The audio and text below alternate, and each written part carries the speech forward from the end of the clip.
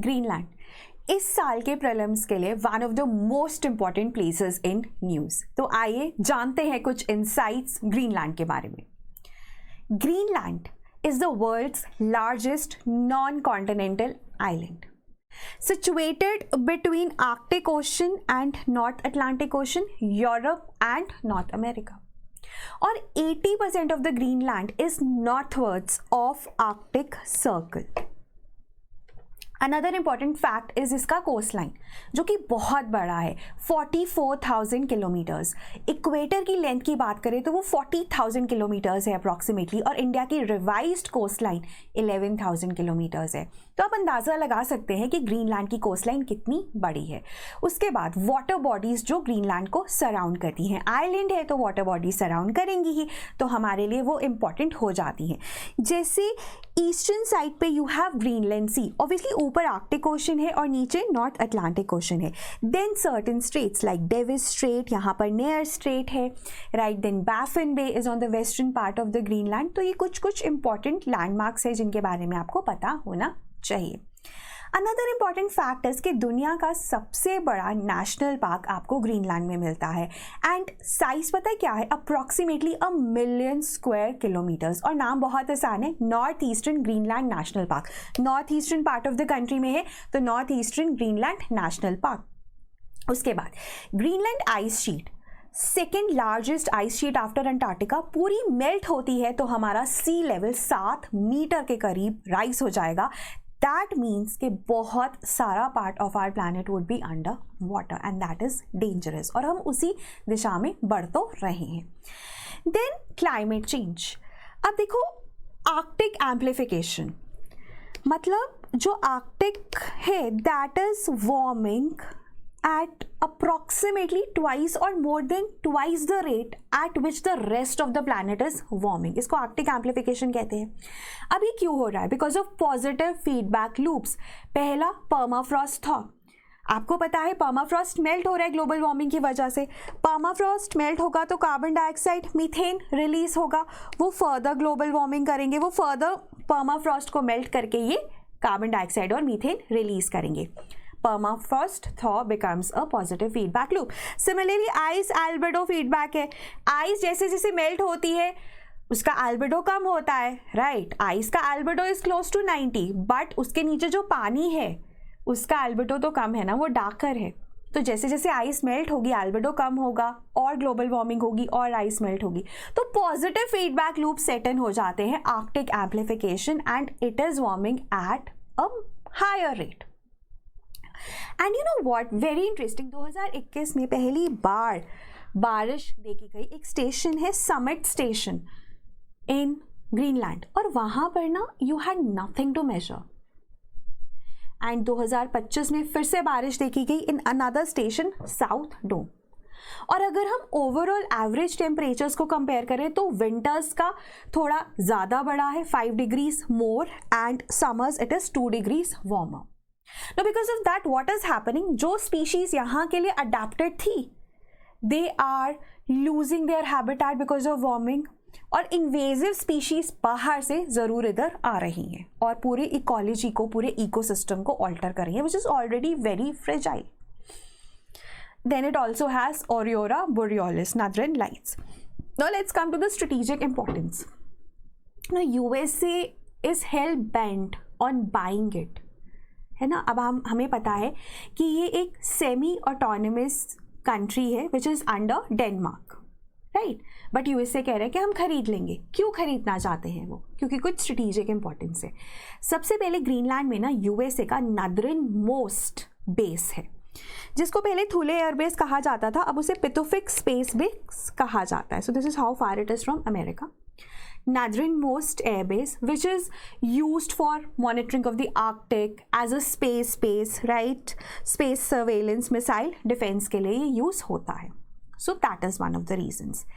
Second reason is कि अब ना चाइना और रशिया में भी मेल्टिंग हो रही है, तो वहाँ पर ना खुल रहा है नदरन सी रूट, ठीक है। Northern C Route is opening here. China और रशिया तो वो तो एक्सप्लॉइट करेंगे पूरा इसको, तो अमेरिका कह रहा है हमारे पास भी कुछ होना चाहिए, तो हम ग्रीनलैंड को ले लेते हैं। ठीक है. So northern C route passes through China and Russia and because of the melting of the sea उनका कंट्रोल वहां पर इस्टेब्लिश हो सकता है ना. तो अमेरिका भी कहीं तो कंट्रोल इस्टेब्लिश करना चाहेगा, तो वो ग्रीनलैंड पे करना चाहता है, right. Then it is also important because it controls this GIUK gap. GIUK stands for Greenland, Iceland, UK. अब ना अगर रशिया को अपने सबमरीन्स अमेरिका तक भेजने हैं तो it has to pass through this gap, Greenland, Iceland and UK gap, right?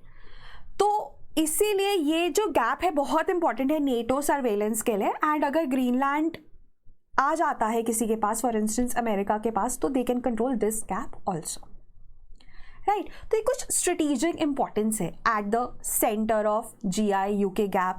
C routes खुलेंगे एंड ऑब्वियसली अमेरिका के लिए तो उनका एयरबेस भी है. Plus very very important, because of rapid warming, because of melting of sea ice, it is opening a lot of resources. ठीक है, lot of resources का हम यूटिलाइजेशन कर सकते हैं क्योंकि it actually carries a lot of resources beneath that ice. तो जब वो आइस मेल्ट होगी तो रिसोर्सेज खुलेंगे and every one in the world wants to get a pie, especially USA. तो अगर हम यहाँ पर देखें ना, so we have critical minerals, we have rare earth elements जो कि बहुत ज़्यादा डिमांड में है, क्रिटिकल मिनरल्स भी और रेयर अर्थ एलिमेंट्स भी, बिकॉज ऑफ क्योंकि वो डिजिटल टेक्नोलॉजीज़ में यूज़ होते हैं, डिफेंस टेक्नोलॉजीज़ में यूज़ होते हैं, राइट. तो बहुत ज़्यादा डिमांड में है और दोनों यहाँ पर बहुत मिलते हैं. Then you also get lithium, graphite, uranium, gold and oil and gas, onshore and offshore दोनों. तो अच्छे खासे रिसोर्सेज हैं. In fact it is one of the top global reserves of rare earth elements, especially 8th rank है. And यहाँ पर ना diamond bearing kimberlite pipes were also discovered, but वो लॉजिस्टिकल चैलेंजेस की वजह से ना दे वर नेवर माइंड. तो आप देखो यहाँ पर आपको रेयर अर्थ एलिमेंट्स या क्रिटिकल मिनरल्स मिल रहे हैं, यहाँ पर आपको ऑयल एंड गैस मिल रहा है, यहाँ पर आपको जेम्स मिल रहे हैं.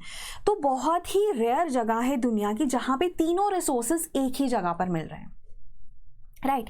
अब ना there are two places, right. One is this Quanner Suit, which are out of one is Quanner Suit, which are known for the high deposits of rare earth elements.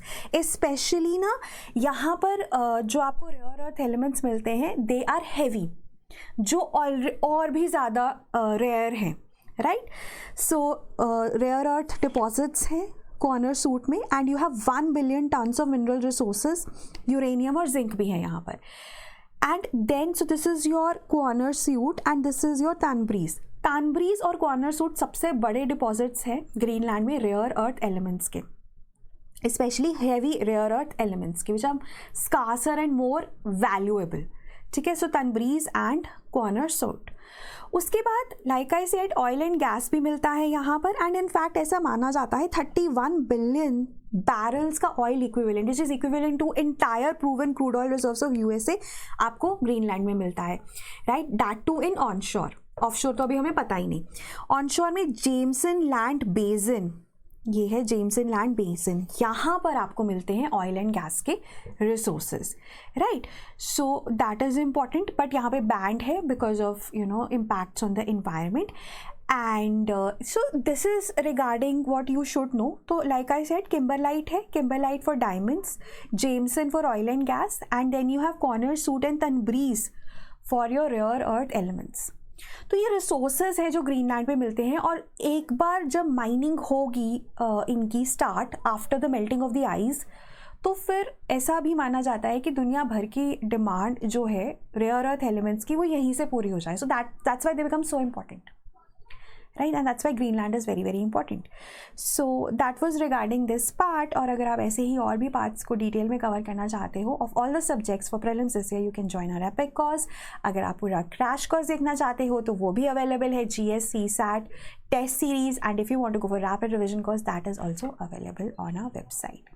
Thank you so much and all the best.